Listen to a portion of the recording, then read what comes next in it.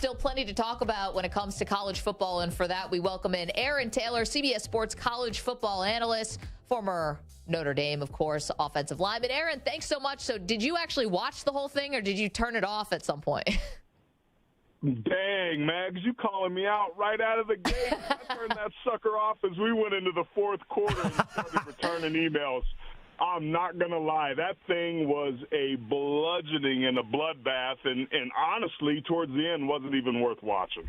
So, Aaron, does this sort of, I don't know, lessen the impact of what TCU did and what they achieved this year, losing 65-7, the biggest bowl loss of all time, or was it still an incredibly special season?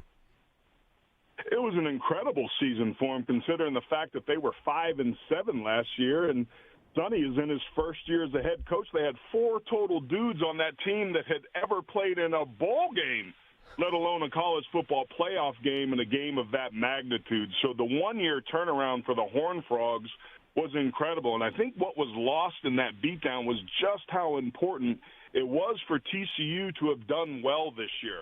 Remember, Oklahoma and Texas are going to greener pastures in the SEC, so they think. So to have the Big 12 show up and make the national championship game, although it didn't go quite the way that they wanted, the timing couldn't have been better for what is going to prove to be an extremely special season for the guys in purple. Aaron Taylor is our guest, CBS Sports college football analyst. All right, we have a show bet going, Aaron. We got to see where you land on it. Perloff and I now have a bet. Who will be taken higher in the draft, Stetson Bennett or Max Duggan? Who do you have? Oh, my gosh. I think you have to go with Stetson Bennett because the way the guy's just a straight-up winner, man. He started out as a walk-on. That meant that there were some group of 5 schools that were interested. He opted to go the junior college route. He comes to Georgia. Nobody believed in him. His coaches didn't believe in him. Some of the players didn't believe in him. But you know who believed in him? Stetson Bennett. And we all joked around last year after he won the national championship that he was going to be the highest grossing insurance salesman in Georgia State history whenever his college Stetson Bennett Kia, right? career was going to be over. Yeah.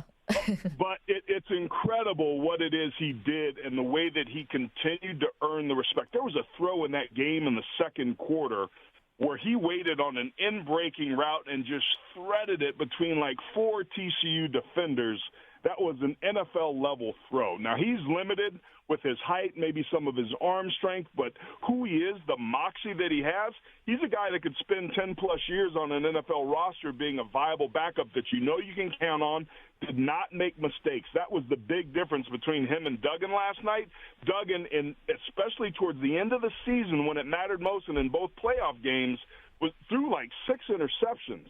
Stetson Bennett, 0. And when you want to talk about going on to the next level, more games are lost than won, so having a quarterback that can control the football is critical. Wait. 10 years for Stetson Bennett? He's going to be eligible for Medicare by the end of that 10 years. What are you talking about?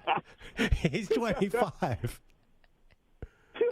He is a slightly longer in the tooth, and I think we'll start to see more of that as college football evolves. But I think what's interesting, Pearls, is like people have been sleeping on Georgia a little bit. Yeah. These last 2 years have really kind of felt like Georgia's had to prove themselves remarkably because it didn't look like Alabama looked. It didn't look like Clemson looked. But all they did was continue to find ways to be dominant over these last 2 years where they lost one game. Take a look at this. Georgia played 7 teams that ended up in the final AP Top 25 ranking this year and beat those 7 teams by an average of 4 touchdowns. Wow. They were dominant across the board on both sides of the football. And as much as we want to talk about Stetson Bennett, as much as we want to talk about the defense and how they limited TCU to under 200 total yards, I think the MVP of that game was Georgia's offensive coordinator, Todd Monken. He was brilliant. I think they should put his call sheet in the Smithsonian. So, Aaron, is it possible, we were talking about 6 titles in 12 years for Nick Saban in Alabama. Is Georgia have a chance to go on that kind of run?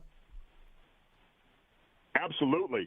At this point, you have to give Kirby Smart and his staff the benefit of the doubt. Now, with Stetson Bennett moving on, that certainly calls into question a big transition. Can you navigate turnover, losing coaches, losing players? That's something that took place, every single season in Tuscaloosa. But Kirby's done something that very few programs have ever been able to do, and this is the first back-to-back championship that we've seen in college football. I think going back to when Alabama did it before 2010. So this is rare air that he's done. And when he was in Tuscaloosa for all those years, he paid a hell of a lot of attention because he has built Tuscaloosa 2.0 there in Athens, and that means they're a very dangerous football team for the foreseeable future. Aaron Taylor's our guest, CBS Sports college football analyst. All right, we only have like a minute left, and I got two questions for you. One, what's the biggest thing Notre Dame has to do this offseason, Aaron, in your opinion, to be in the college football playoff in contention next season? They already did it. And they signed Sam Hartman, the winner, the crown jewel in this season's transfer portal. The quarterback position and have an elite play there is something that Notre Dame hasn't had. Sam Hartman's thrown 70 touchdowns in the last two seasons. He instantly made Notre Dame a national contender when he decided to come to South Bend. Okay, and last one for you with 30 seconds left. Perloff is wearing leggings on the show today. They're the kind you wear for, like, basketball, but we need a better name for these. We don't think leggings are really belong in a man's wardrobe. Athletic tights. Aaron, do you wear these? When you work out, do you wear these? Do you put shorts over them? What's your style? I'm more of a onesie type of guy. I'm a singlet when I go to work out. I just like to let it all hang out and just kind of let people appreciate what it is I'm doing. So I'm with you, Pearls. I like it, man. I think it's a keeper. Well, get out of here. Well, you go up, or you're messing with us right now. You don't wear a singlet to the gym. Like a wrestler? Lifetime Fitness? No way. Oh, straight up, bro. Like, how do you work out? I wear shorts and a T-shirt.